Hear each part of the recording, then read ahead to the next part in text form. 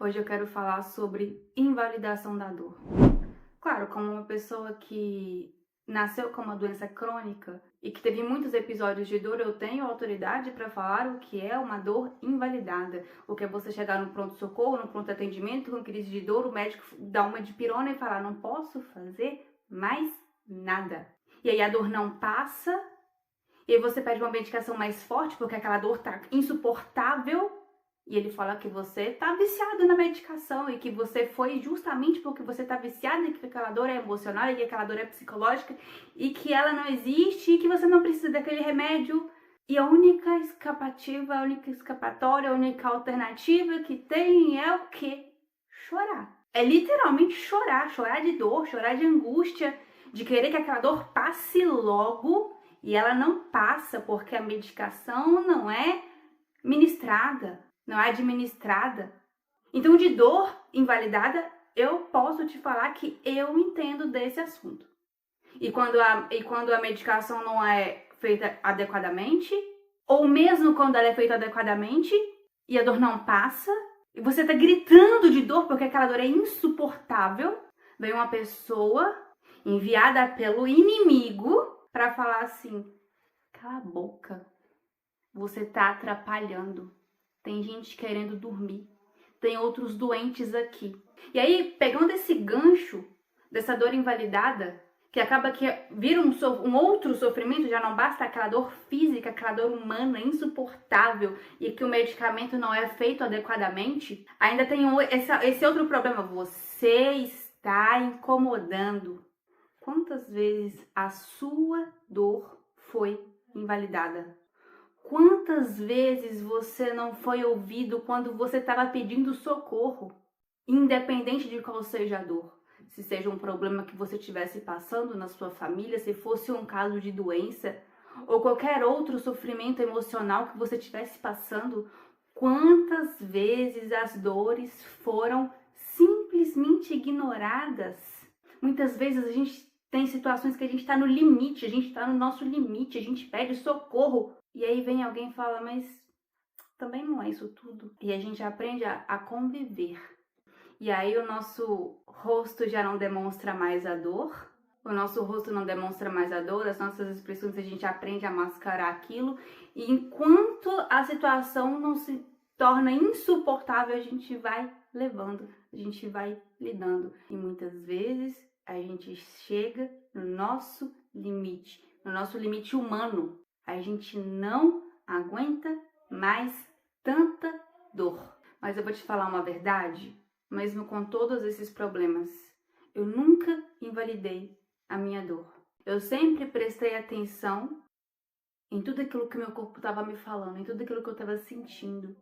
Só que nem sempre é assim, nem sempre as pessoas reagem assim. Muitas vezes as pessoas invalidam a própria dor, a própria angústia. Eu me lembro que uma vez, quando eu operei o quadril por causa da osteonecrose, eu tava no bloco, tinha acabado de sair da cirurgia, já tinha recuperado da anestesia, mas continuei no bloco por falta de leito, de maca, enfim, de leito, né? Tinha maca, mas eu não podia ir por causa do risco de queda, então eu precisei ficar.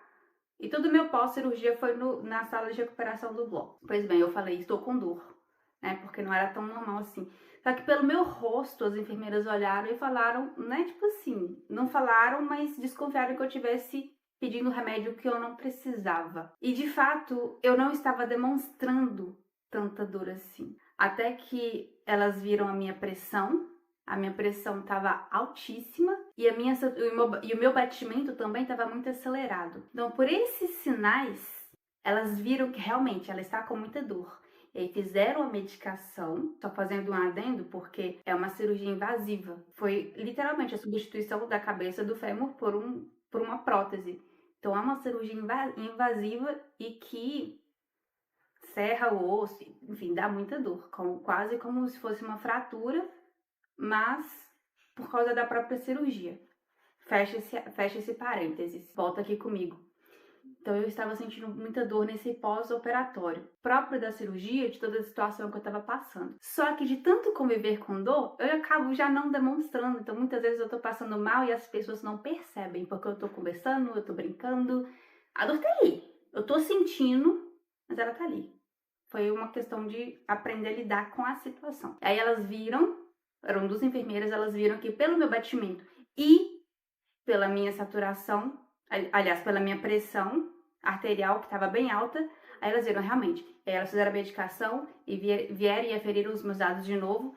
E aí elas perceberam, aí eu lembro de uma comentando com a outra, ela tava mesmo com dor. Foi o comentário que elas fizeram entre si. Mas essas enfermeiras ainda tiveram a sensibilidade de vir e aferir os meus dados. Até porque eu tava no pós-operatório. Mas quantas e quantas vezes a gente passa por uma situação, a gente passa por um problema, a gente comenta com alguém, nossa, eu tô com dor de cabeça, aí a pessoa vira e fala assim, ih, menina, é porque você não sabe a dor que eu tô sentindo. Gente, que deselegante pra falar o mínimo, né? A minha dor é pior que a sua? O Padre Marcelo sempre falou uma frase que me marca. Eu não sei se a frase é originária dele, mas eu sempre ouvi ele falar que a pior dor é aquela que a gente tá sentindo. É aquela que é nossa. Eu não tenho uma grande reflexão, eu não tenho um grande chamamento para esse vídeo, mas eu quero que você aprenda a validar a sua dor. Porque quando você valida aquilo que você está sentindo, independente se é física, se é emocional, independente, quando você valida aquilo que você está sentindo, quando você é o primeiro a reconhecer, olha, eu estou assim, é muito mais fácil você procurar ajuda e das pessoas certas, que é muito importante e muito difícil, infelizmente. Que você seja o primeiro a reconhecer, a cair em si e falar, olha, eu estou assim, a minha realidade é essa, eu estou exatamente assim. E aí não tem muito a ver, mas como é uma passagem bem conhecida, como a do filho pródigo, como aquele filho que cai em si e fala, vou voltar para casa do meu pai, porque lá os empregados têm pão com fartura. Pai, pequei contra o céu e contra ti. Ele reconheceu, ele caiu em si. Ele foi o primeiro a validar aquilo tudo que ele estava passando. Então que você também, que você seja o primeiro a validar tudo isso que você está passando, tudo isso que você está sentindo. Se for preciso, anota, pede ajuda profissional se for o caso, independente de qual seja. Mas valide, não finge que não tá acontecendo, porque tá acontecendo. Tá acontecendo, não finge que não tá. Bom, esse era o vídeo de hoje, espero que você tenha gostado. Não esqueça de deixar a sua curtida, se inscrever no canal e ativar o sininho. Beijo, fica com Deus e até o próximo vídeo.